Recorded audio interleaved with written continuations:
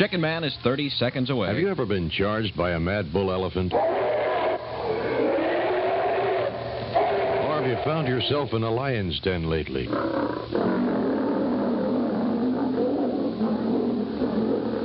Most people haven't ever been in either one of those situations. However, everyone is confronted with mosquitoes each day, and they can be just as deadly. The orange and white malaria pills serve as your weapon of defense. Take yours regularly. The orange pills once a week, and the white ones daily.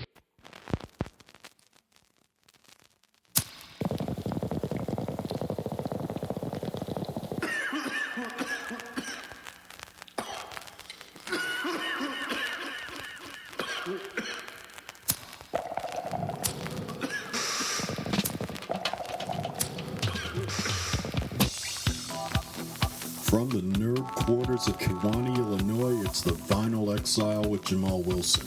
Up here, it's all about the vinyl, the whole vinyl, and nothing but the vinyl, so help me God. Up here, there is no politics, no left wing, no right wing, just a 360-degree trip around that magical world that they call the spinning record. This show follows a few simple rules, okay? All the music comes from a vinyl source. The tracks are never repeated. You're only going to hear a track once. And also, none of the tracks are cleaned up or altered. The skips and the pops are intentional. And all of the shows are going to stay within the 2-hour mark, give or take. Now let's enjoy some sonic milk from the musical teat.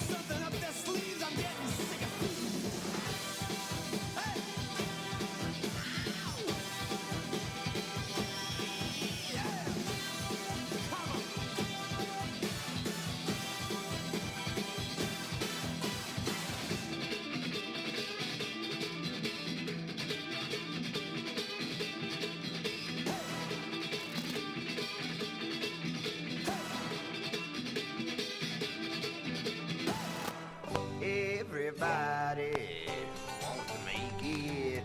Nobody wants to try. Everybody wants to see heaven. No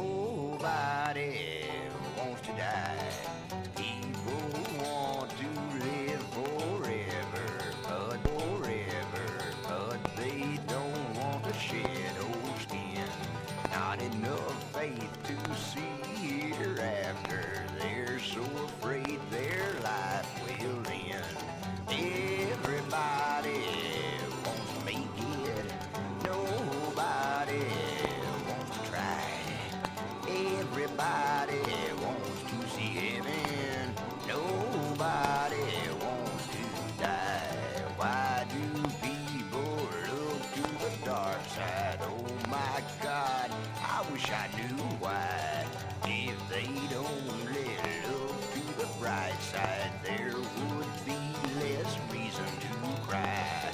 Man-made seconds, man-made minutes, man-made hours, days, months, and years. Man believes there's a hereafter, but running out of time he fears. Everybody wants to make it. Nobody wants to try. Everybody wants to see heaven. Nobody wants to die. Why are people so nearsighted, so nearsighted, so nearsighted, so nearsighted, so nearsighted, so near time and place? Everybody wants to make it. Nobody wants to try. Everybody wants to see heaven. Nobody wants to die. There once was a great man, it is said, and he was a greater man than I. The way to conquer death, he just said, you must know how to die. Everybody wants to make it. No, make it. No, make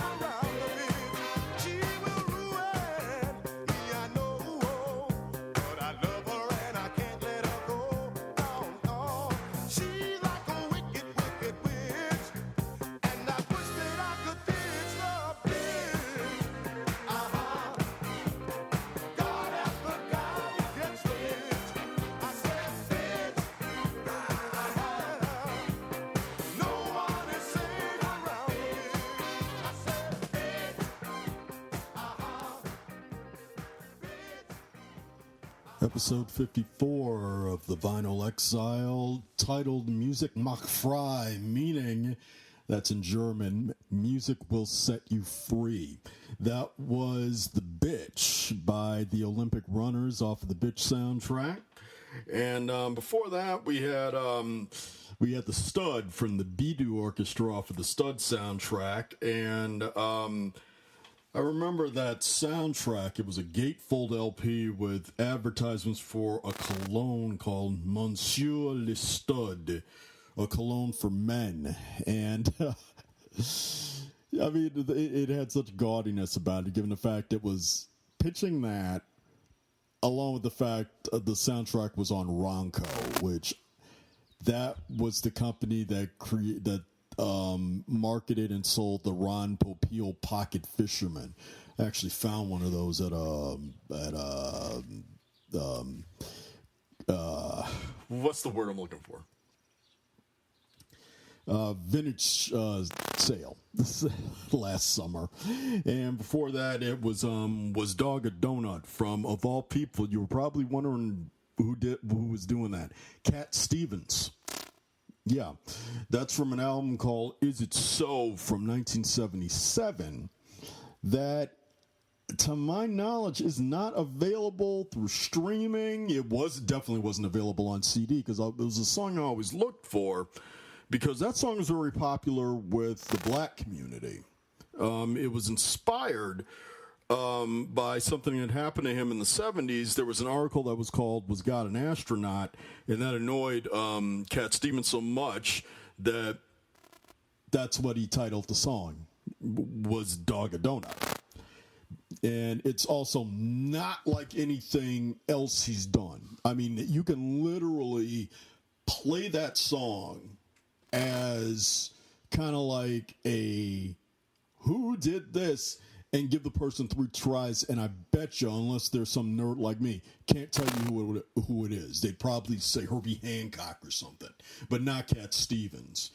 And I've never seen him mention that song in interviews or anything like it. It seems like something that he just did as a one-off and then just doesn't want to acknowledge it.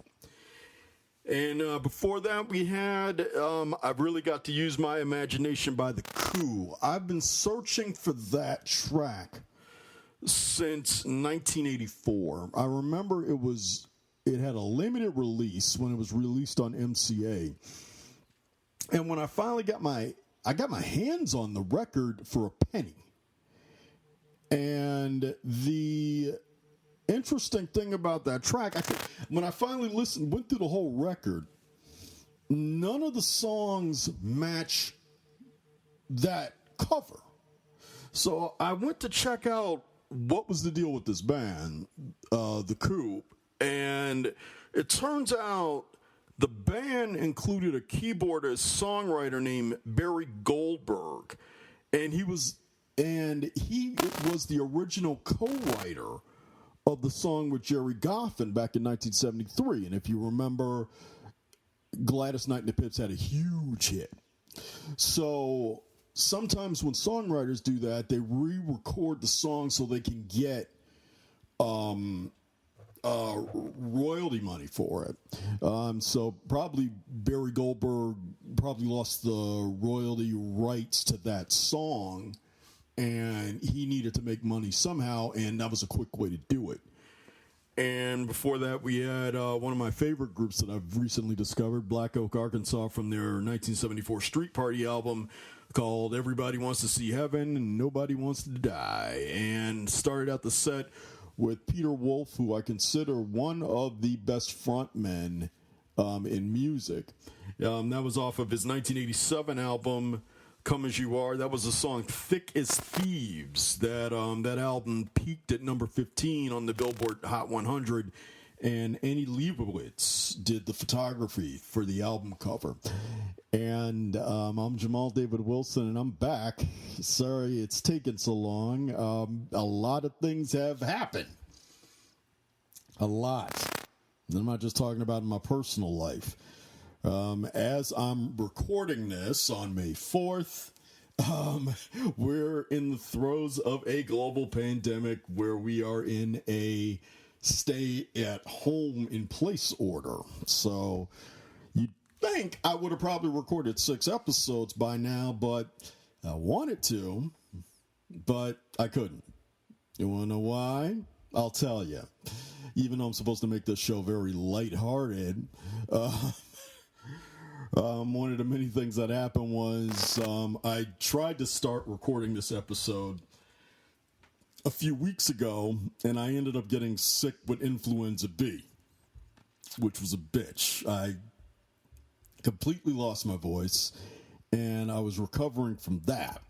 Then when I decided to go record, I go back to work, and then as I'm going back to work, I find out 3 days after I go back to work, because I'm a quality inspector at a dry freight trailer manufacturing plant, everybody's getting laid off. And since I'm a low number in the hires, I'd only been there a year and 11 months, I was laid off. It was due to the business going down, the business clients going down because of the COVID-19 virus. And since I was, last one hired, they had to let me go. They didn't want to. So I'm waiting for the call back.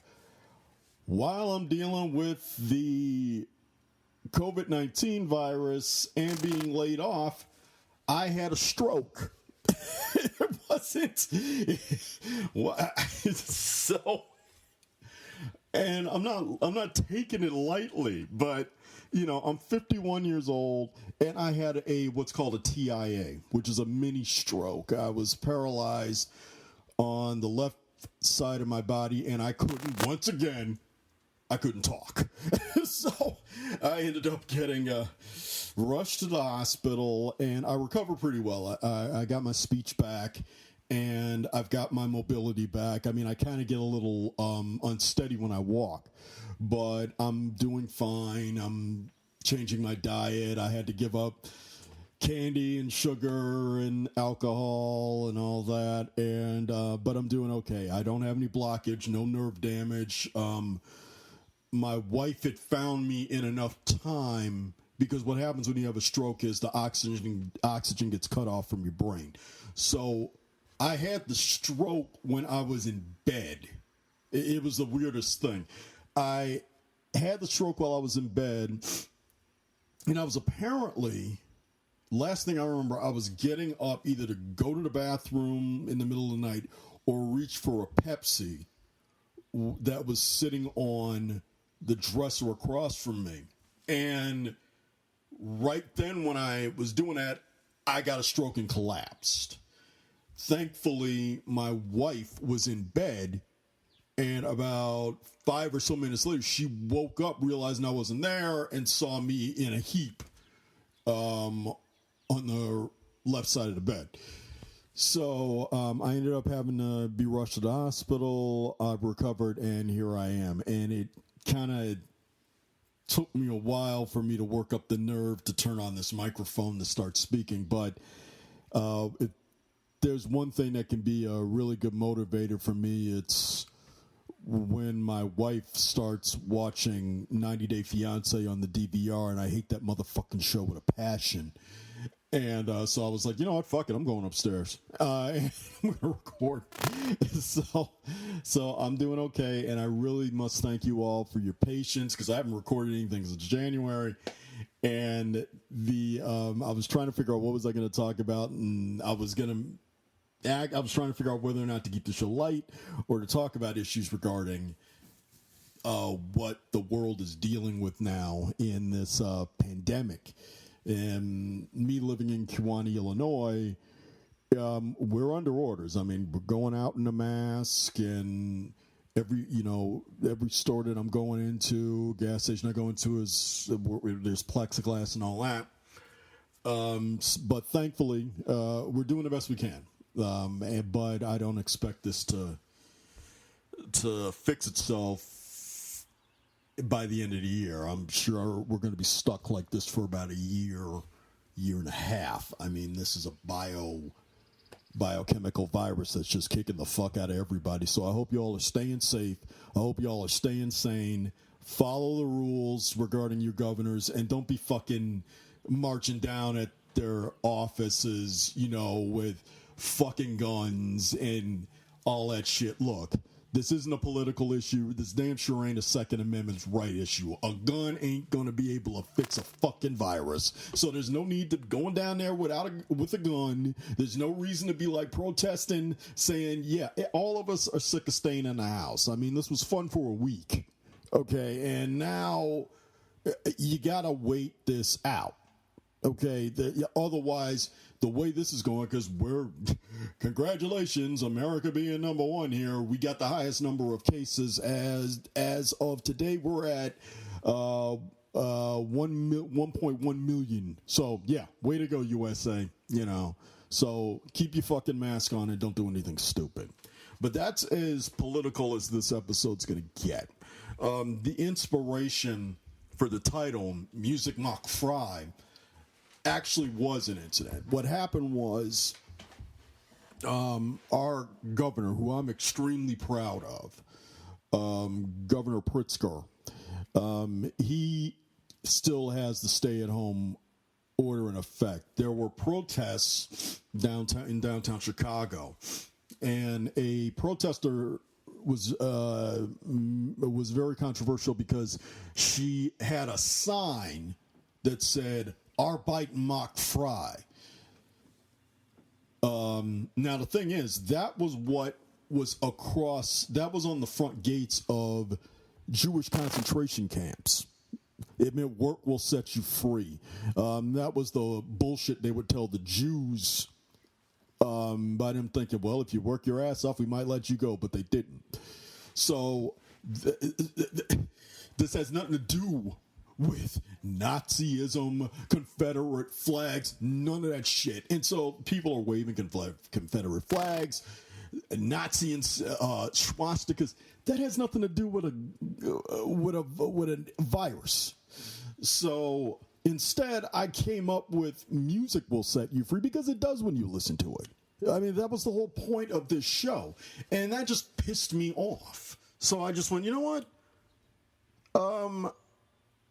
I'm calling the show that. Also, you're going to notice a change in this. You'll notice a change in this episode, like you already do. I was on a Woodstock binge. To tell you the truth, I decided to go back into vinyl because I've been on that binge for so long that I decided to take a break from it and go back to the vinyl, because I think you all need to hear this stuff. And plus, my collection has gotten so big, I got to start using this stuff. And someday I'll go back to it, I mean, but the show was about wax. The show was about vinyl, and God damn it, I'm going to go back to that. And coming up, we're going to have the Floaters. And don't forget, it's all about the music.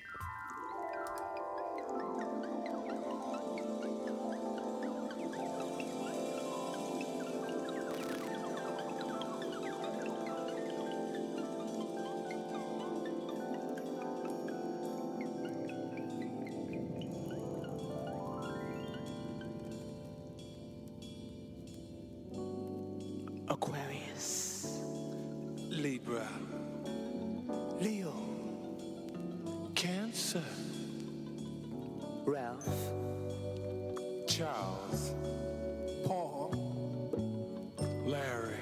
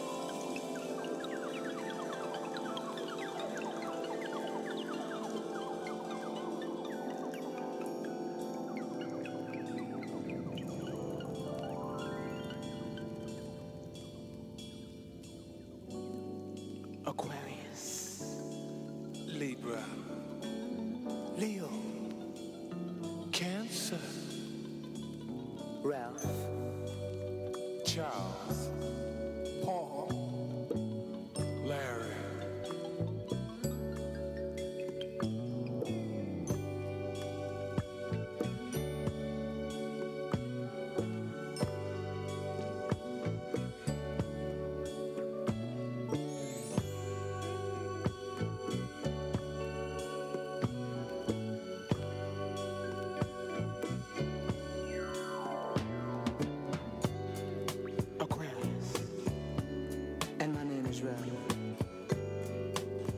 Now I like a woman who loves her freedom. And I like a woman who can hold her own. And if you fit that description, baby, come with me. Take my hand. Come with me, baby, to love land. Let me show you how sweet it could be. Sharing love here with me. I want you to float, float on. Come on, come on, come on, baby. Float on, float on. Ooh, baby. Float, float, float on. Float on, float on.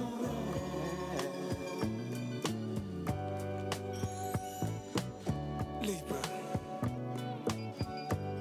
And my name is Charles. Now I like a woman that's quiet.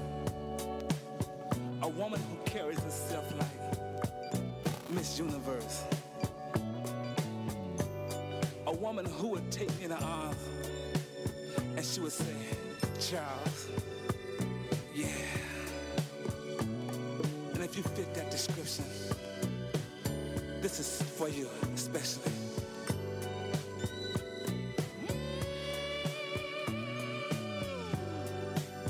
Take my hand, come with me, baby, to love land. Let me show you how sweet it could be. Sharing love it with me. I want you to float on, girl, yeah. Float on, child.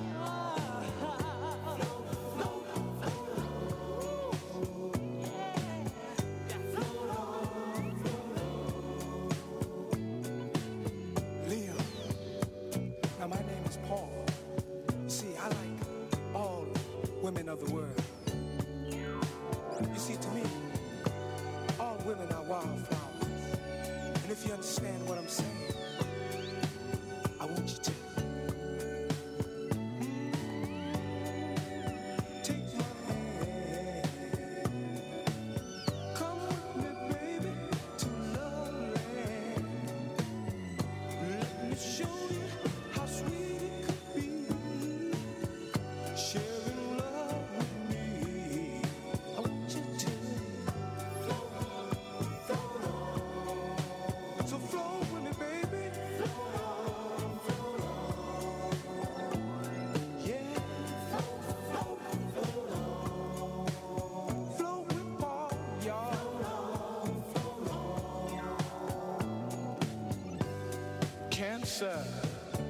And my name is Larry. And I like a woman that loves everything and everybody. Because I love everybody and everything. And you know what, ladies? If you feel that this is you, then this is what I want you to do. Yeah. Take my hand. Let me take you to love land. Let me show you how sweet it could be. Sharing your love with Larry. Listen. Float, float on. You better flow with me now. Float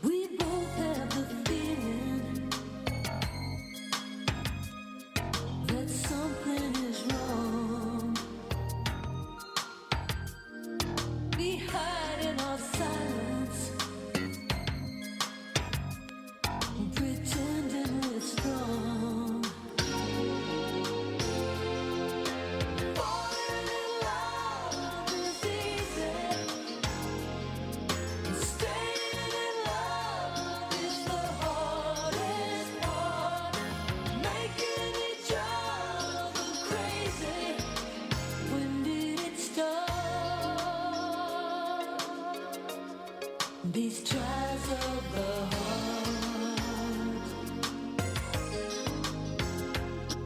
it all seems to come back again and again. We can't really hide it. Could this be the end? Falling in love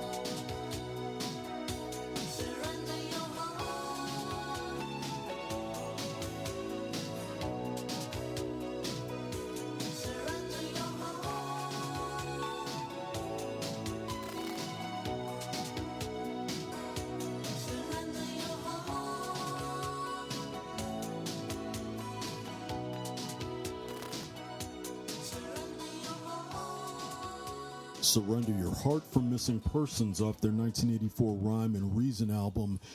If you go up on YouTube, the video for that is absolutely beautiful. It's directed by Peter Max. I think that was one of the few videos he ever directed. And the album had followed their brilliant debut album, Spring Session M, which is one of my favorite albums. It's one of my favorite debut albums. Rhyme and Reason didn't sell very well. I think it was because basically they leaned too much on the electronics on that, and that turned a lot of people off because these were accomplished Frank Zappa musicians. And the album didn't sell well, but the tour was successful behind it because I've heard their live material and they kicked ass live. If you can get your hands on, I forgot the name of the live album. It's a really expensive import. They were on fire when it was the original lineup, and they were great.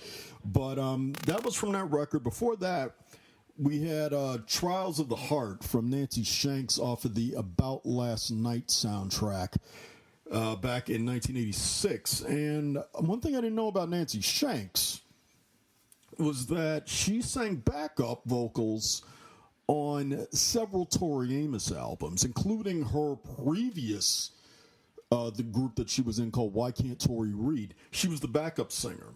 And she was also the vocalist for the earliest lineup for the heavy metal band Vixen. And now it's Janet Gardner. It's been Janet Gardner since the actual debut album came out on EMI Manhattan. And she died of ALS back in May 2019. And that was a hard soundtrack for me to find, this About Last Night. One of the things that I'm noticing, and I didn't really think about it when I was programming all the music, a lot of the albums are from EMI Manhattan. Now, EMI was a label that was an adjunct of MCA, which really, it went out of print.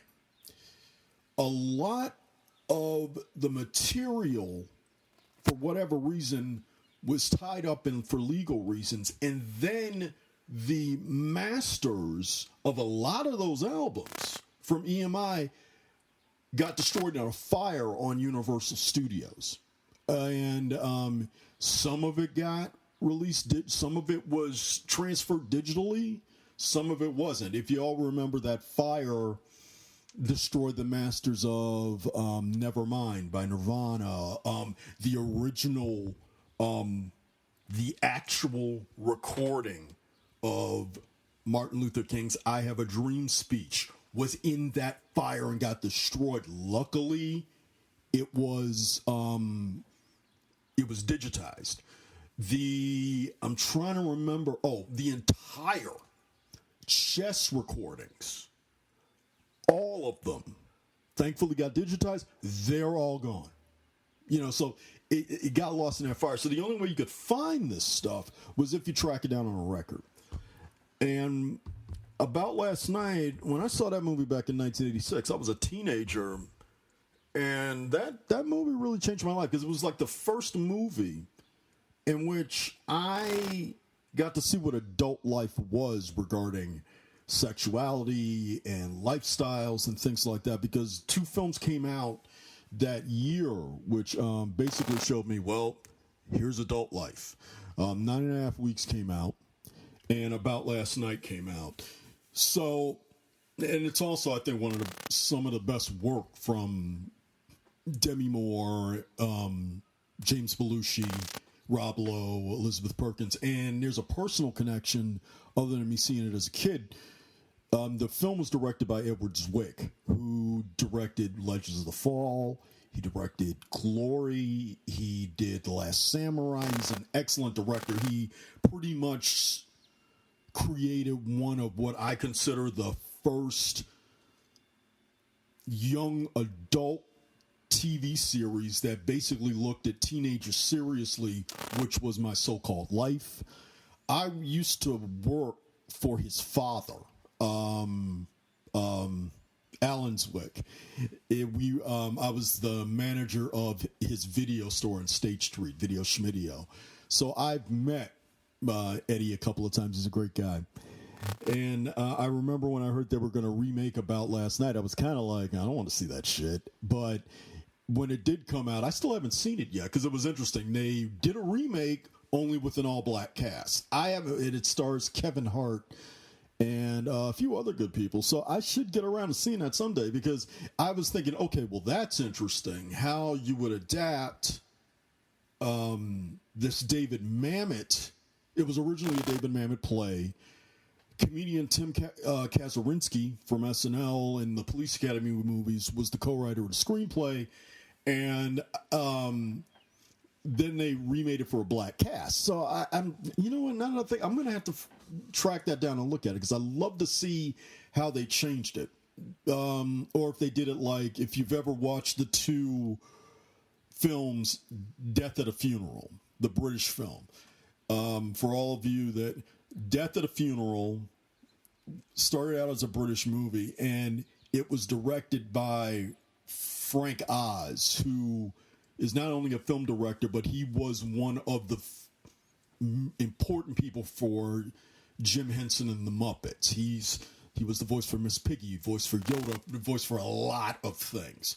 Matter of fact, now that I think about it, bing! Okay, if you see the movie Knives Out, Frank Oz has a cameo in that movie. He plays the lawyer who reads the will. And you know, so that's Frank Oz. He makes little cameos like that. Otherwise, he kind of keeps to himself. So yeah, I lost track. Okay, so the British version was directed by him. Then Chris Rock bought the rights and remade Death of the Funeral using the exact same script because he hired the exact same screenwriter. So it was kind of, but it was an all-black cast, and it's a great remake. So they don't change much in it other than the American terms and the family's black as opposed to white. And I'd highly recommend that one. I actually own them both. And I started out the set with Float On by the Floaters. And yeah, if you grew up in the 70s, yeah, people did that shit. Men actually picked up women using that astrology shit. Hey, baby, you a Taurus? I'm a this. I'm a Capricorn. Yeah, I eat pussy. You know, please. I'm amazed that shit even works. You know, it never worked for me because I'm an Aquarius. And God forbid, you know, like I didn't have to put up with enough shit being mixed race, being light-skinned black in a black power movement era. Then I'm born on February 11, 1969, which is Aquarius. Every time I say my sign is Aquarius, I always hear, I don't like Aquarius. Well, fuck you. I can't help when I was born. You know. So, anyway, that group was from the Sojourner Truth Housing Projects in Detroit, and the song went number 2 on the Hot 100, and it was number 1 on the UK singles chart. It still holds up. Once again, it's a great album. I was able to find it in the cheap bin, so, oh God, I miss that so much. It's hard to go, you know, it's one of the things I can't do. I can't go to Ribbon Records for the risk of getting sick. And when I was in the hospital for my mini stroke, I had to be tested for COVID-19. And I can honestly tell you with all complete certainty that is the worst test you will ever take in your life. Extremely. The worst test you will ever endure when you have to get tested. Because, yes, they are shoving an 8-inch swab up your nose into your brain to the back of your throat twice. Now, did you wince? Yeah, you should. Wait till you actually have to do it. It sucks. I'd rather have a shot. Okay, matter of fact, I'd rather have them punch me in the face instead of shoving that up my nose. It was the worst pain ever. But I'm negative.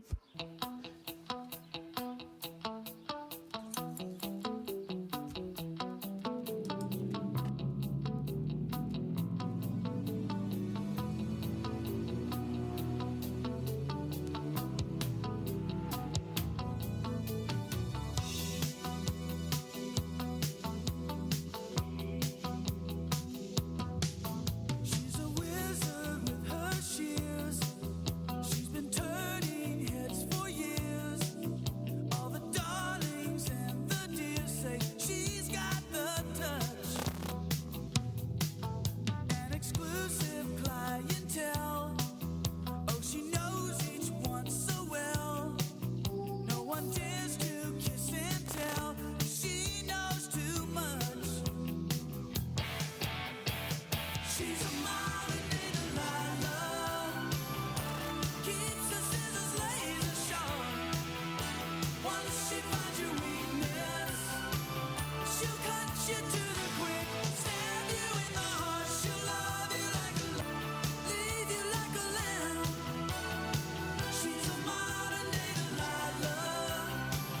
She'll cut you if she can.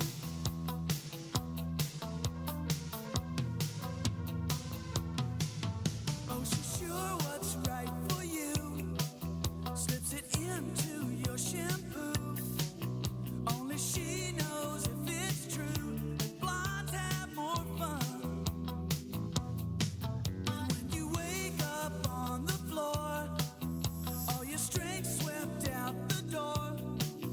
Take the mirror from the drawer. Damage is done. She's a modern day Delilah. Keeps her scissors laser sharp. Once she finds your weakness, she'll cut you to the quick. Stab you in the heart. She'll love you like a lion. Leave you like a lamb. She's a modern day Delilah. She'll cut you if she can. She's the keeper of secrets and the mistress of lies. You'll see a cold steel blade when you look in her eyes.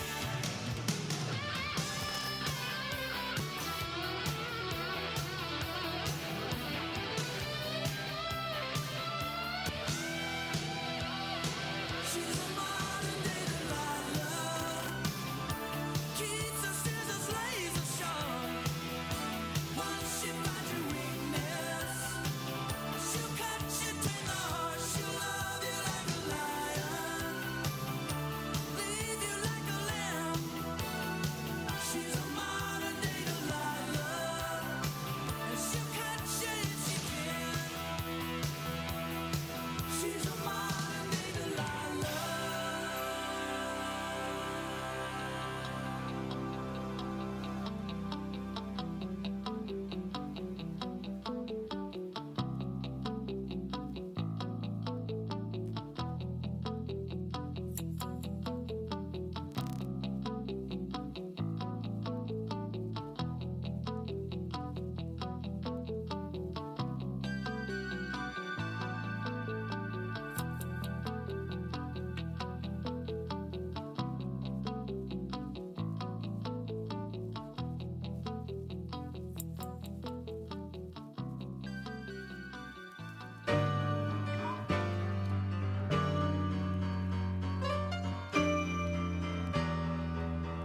I want to satisfy you.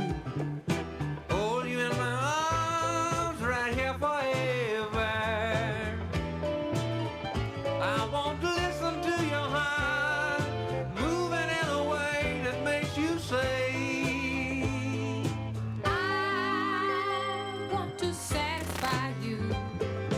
Take me in your arms and let me know you. And when I call out your name, you know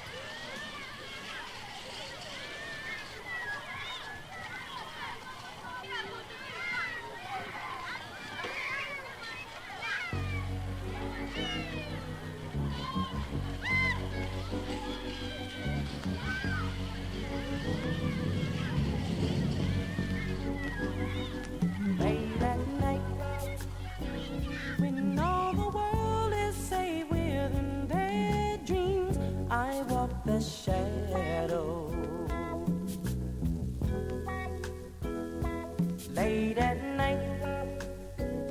An empty feeling creeps within my soul. I feel so lonely. So I go into the darkness of the night, all alone.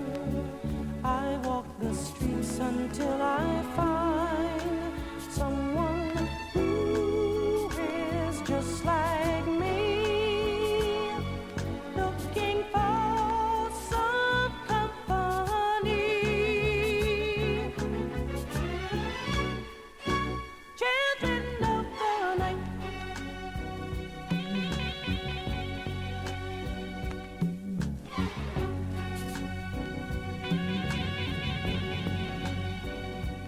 late at night, a restless feeling takes control of me, and I can't fight it.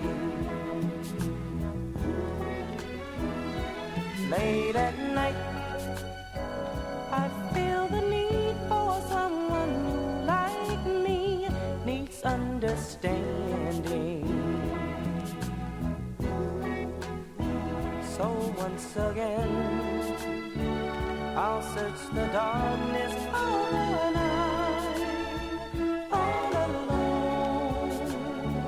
I'll walk each street until I find someone who is just like me, looking for some company. No, yeah, children of the night.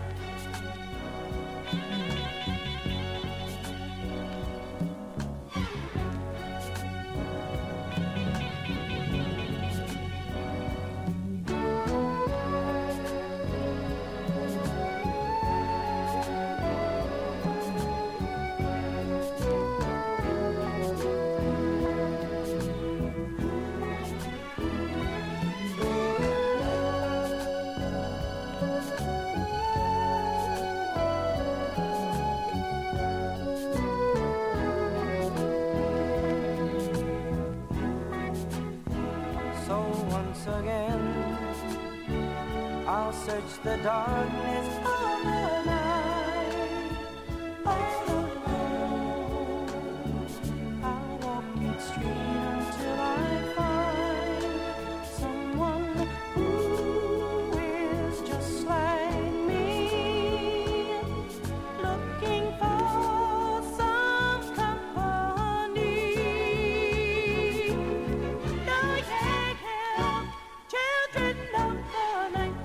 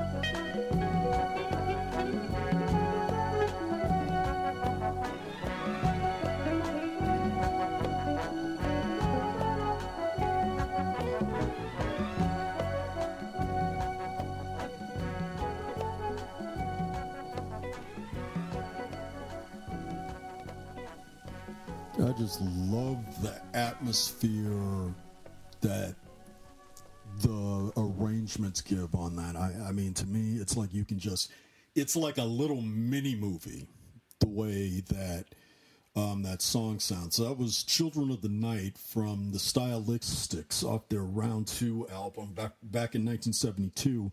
It was an album that reached number 32 on the Billboard Top 200, and it was number 3 on the R&B album charts. And they're not in the Rock and Roll Hall of Fame. I don't get it. But there's a lot of people not in the Rock and Roll Hall of Fame, and I don't understand it. But, I mean, Russell Tompkins Jr., I mean, had to be hands down one of the best singers in music. I mean, that falsetto that he had, that was priceless. I mean, the way he used it. And before that, we had White Bird from the band It's a Beautiful Day. That was one of the first albums I bought when I started this thing. And I haven't gotten around to playing it. And that was inspired, and it's from their debut album called It's a Beautiful Day. And the band name was inspired by the husband and wife members David and Linda LaFlame. It was based on their experience while living in Seattle, because it was an ironic twist on the weather, because it's always drab and rainy in Seattle, and they were just like, it's a beautiful day. But I'm glad I finally got around to playing that song, because I love that debut album. I still got 2 other albums from them I gotta get to. And before that, Joe Cocker with Two Wrongs from his 1987 Unchain My Heart album. The writer-producer Charlie Midnight, I wanted to look up that name because I remember seeing the name and thinking it was just a pseudonym for somebody that no longer exists or whatever.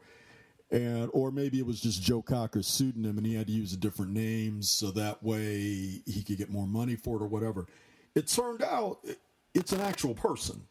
And he went on to be successful in music. He wrote Living in America for James Brown, which was James Brown's last top 10 hit, along with several other successful songs. So if you look him up on Wikipedia, you'd be amazed at the songs that he wrote. I was just like, I didn't know he did that.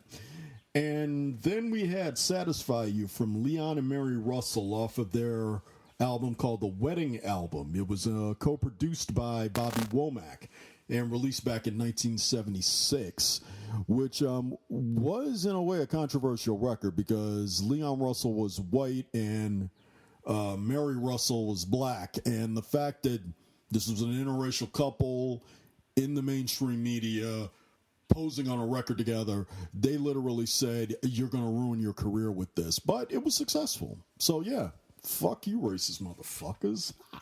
I started out the set with Modern Day Delilah from Van Stephenson off of his 1984 Righteous Anger record. The song peaked at number 22 on the Billboard charts. And he passed away of cancer. I can't remember what year. But you'll be hearing more from Van Stephenson and all these people on the Vinyl Exile, because I'm going to try not to be so much of a stranger and definitely get on recording more episodes. But what I wanted to mention is I'm going to, just for the hell of it, for my own personal amusement, is I'm adding a new segment to this show, and it's called Which One's Pink? And because for the past, since I was always a casual Pink Floyd listener, and then I got into them, and after they legalized recreational marijuana in Illinois, I've become a huge Pink Floyd fan. I was already a huge Roger Waters fan, and I wanted to pay tribute to what I consider one of the most important bands in music. And another reason was I discovered when I had to drive my wife, my mother-in-law, and my sister-in-law to a Bob Seger concert last summer, I ended up going to Reckless Records and thumbing through the cheap bin. And buying a Pink Floyd album now used will cost you over $10 to $12. You can't find a cheap copy of a Pink Floyd record. If you buy a brand new, it's going to cost you over $20. And trust me, it sounds great on record. I lucked out when I was at Reckless and found a $2.99 copy of an original Harvest Records 1973 pressing of Dark Side of the Moon. I'm amazed at that. Now, it was beat up and all that, but that is history in my hand. This was a first edition, and I was able to find it accidentally for $2.99. And so I'm going to play this track for you now. And if you notice during the show, I played probably some songs that you've already heard before, and my promise was I was never going to repeat a song. It took me so long to get back to using vinyl, I'm kind of like hitting the reset button here. So, yeah, you might hear some songs that you heard on previous episodes. Now I'm going to do non-repeat. I'm just going to go straight ahead and focus on vinyl. So right now, in our first edition of Which One's Pink, here's Brain Damage and Eclipse.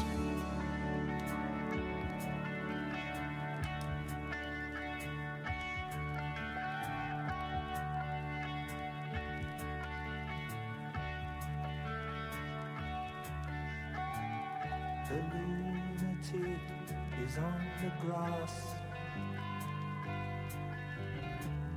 The lunatic is on the grass, remembering games and daisy chains and laughs. Got to keep the loonies on the path. The lunatic is in the hall. The lunatics are in my hall. The paper holds their folded faces to the floor. And every day the paper boy brings more.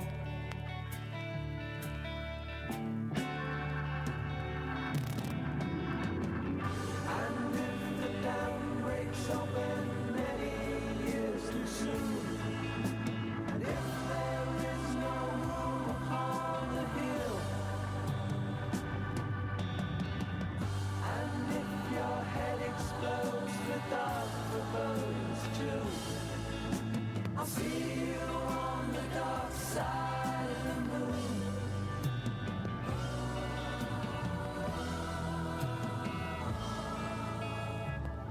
The lunatic is in my head.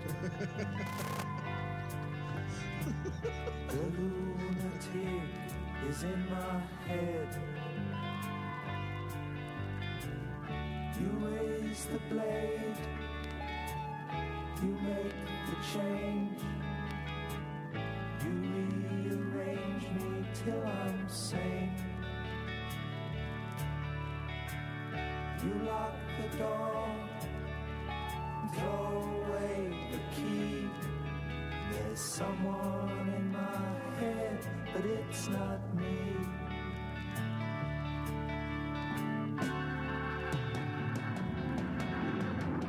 And if the cloud bursts, thunder in your ear, you shout and no one seems to hear. And if the band you're in starts playing different tunes, I'll see you on the dark side.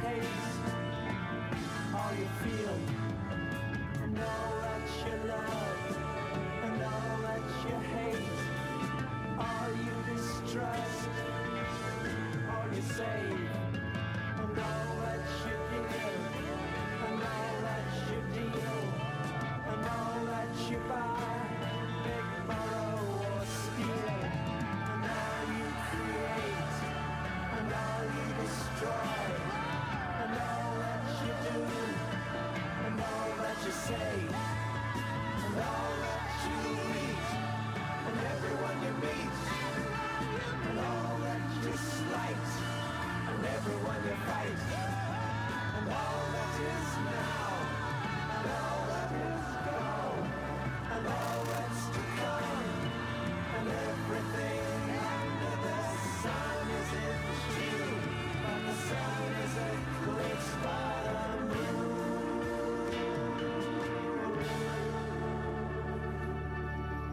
The Vinyl Exile was written, produced, and programmed by Jamal David Wilson and his vinyl collection. The website at musicdiversityprotection.com is created and managed by the irreplaceable Ann Almgren. If you ever want to contact her to have you do your website work, you could always contact her at Great Graphics. That's GreatGrafix at Instagram. So you can always contact her there. And special thanks to Ribbon Records and Discogs for helping me get the material. And don't forget to tell your friends about the show, and please leave a review. I mean, you can always contact me through Instagram and Twitter by looking up The Vinyl Exile.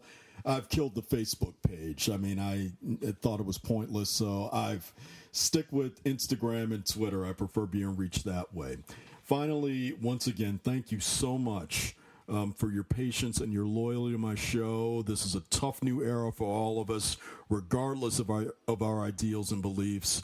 Just please stay home and stay safe. Support your local businesses. Wear a face mask, wash your hands, and be civil and compassionate to each other and everything around you. Make sure that you protect life, protect nerd power. Take care, and be seeing you.